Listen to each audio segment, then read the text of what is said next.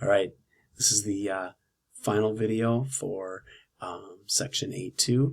It's pretty much just one example about finding the desired sample size. So we'll walk through that example, and it's just algebra, depending on how your algebra skills are. So here's the backstory on this, right? Planning a study, whatever it might be, if you're going to be taking a sample and creating a confidence interval, probably somebody is going to say, hey, I want you to have this level of confidence, 95% confident, 90% confident, 99, whatever that it's going to be. That's going to be assigned to you, or you're going to pick that before you start. The other thing is you're going to want to say, hey, I want to have a margin of error of no more than plus or minus 3%, no more than plus or minus 5%, plus or minus 1%, whatever that might be. That margin of error usually either you're going to pick it in advance, or your boss is going to say, hey, I don't want you coming back with a margin of error plus or minus 10. We're going to look stupid here. And so you're going to probably be assigned what that margin of error has to be. Now, margin of error is made up of two things.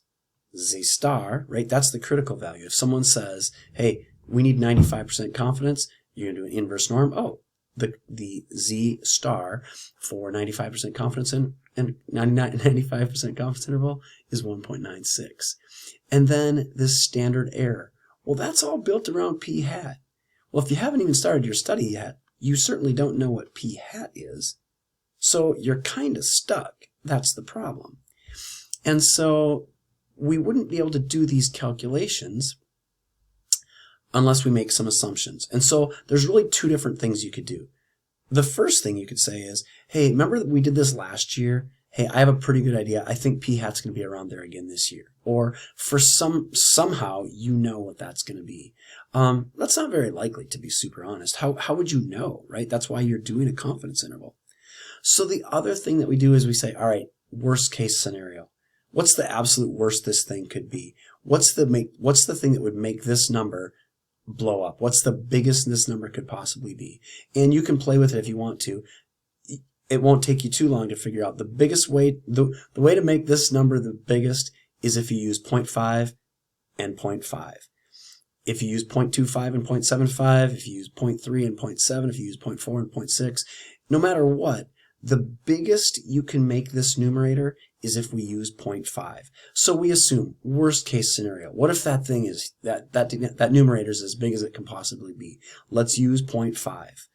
That's what you're going to use almost every single time. I really can't imagine, unless there's a problem that says, hey, this time use 0.6.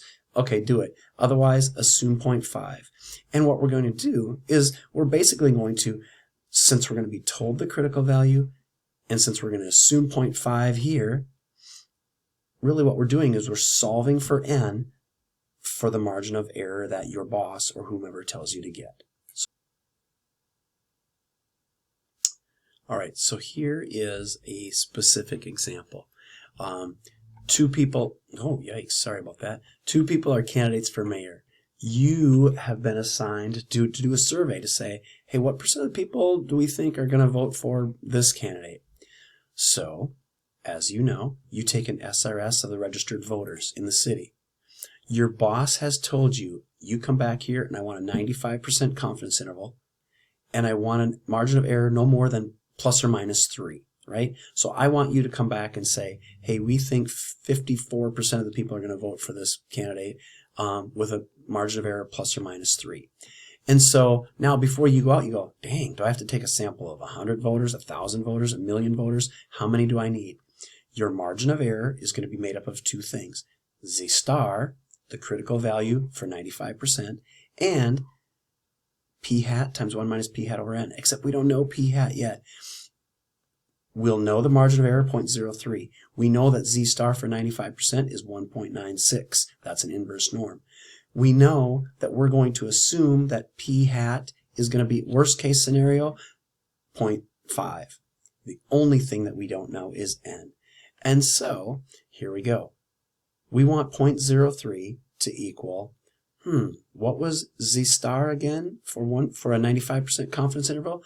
Oh yeah, it's 1.96. And what's the standard error? Well, it's the square root of p hat times 1 minus p hat. Absolute worst case scenario, we're going to say that that's 0.5, and of course 1 minus 0.5 is 0.5, all over the one thing that we don't know, and that's n.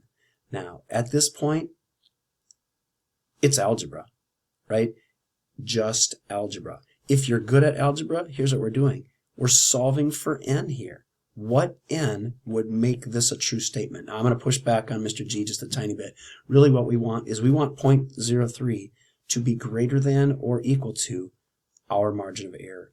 We want our margin of error. It's okay if it's 3. We'd love it if it's less than 3. We want it to be less than or equal to 3. But he's treating it as an equal because it's simpler to solve, whatever. Just remember, we want this to be bigger than this. We want 3 to be bigger than whatever this is. So we're going to find the n that would make that true.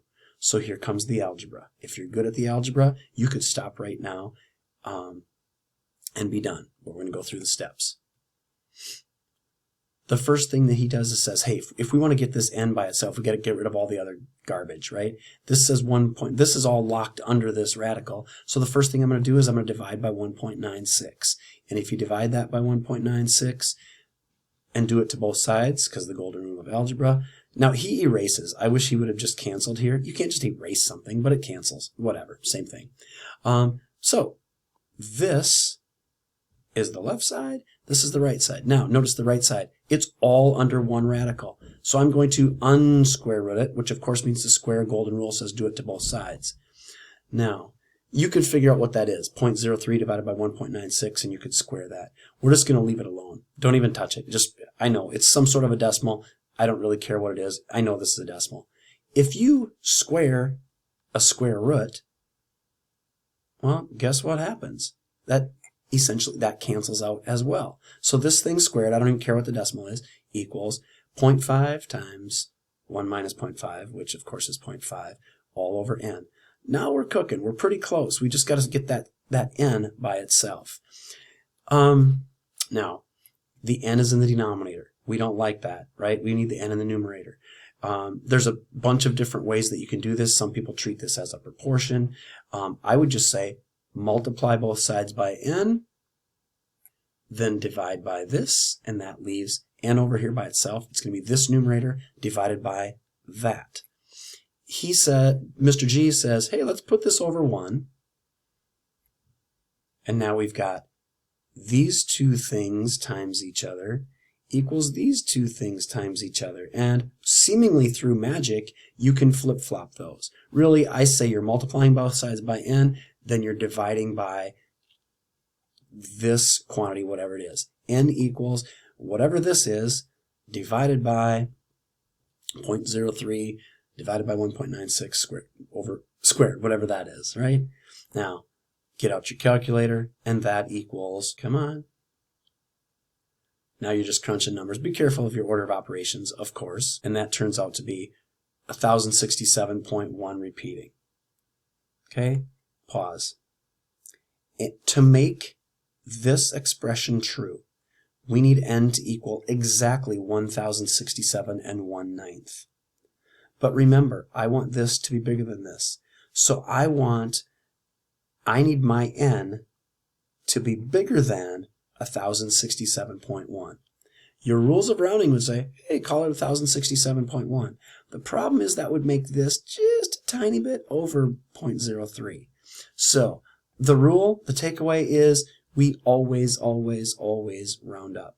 You say you need 1067.1 people. I'm going to say you need 1068 people. No matter what, we're always going to round up. I don't care what your rules of rounding say.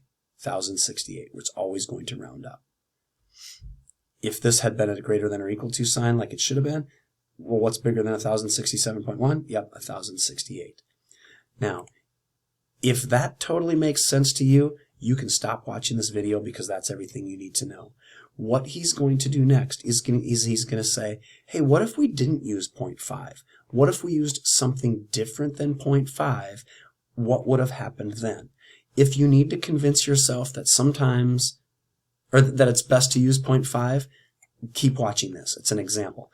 If you already got it, you can be done right now. It's up to you. So he says, what if we said, we still want a margin of error of no more than 3%.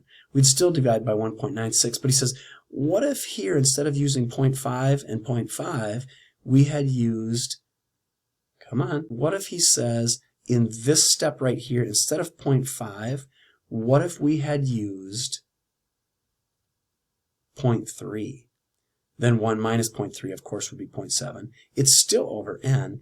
Now when you do the algebra, it's still going to be almost exactly the same thing, except the only difference, notice he used 0.3 and 1 minus 0.3 instead of 0.5 and 1 minus 0.5. See what difference that makes in the final calculations. When you do the final calculation here, it turns out to be not 1,068 anymore, but it turns out to be 896 something. So 897 people, right? All that goes to show is our absolute safest estimate. If you say, you know what, I want to make sure I get the margin of error that I want, use 0.5 as your conservative estimate. It's always going to get you a sample size that maybe it's too big. Who cares, right? Too big isn't really a problem. Too small would have been a problem. So you use the conservative 0.5 and it'll always work out just the way you want it, right? And as long as you get that, you're set.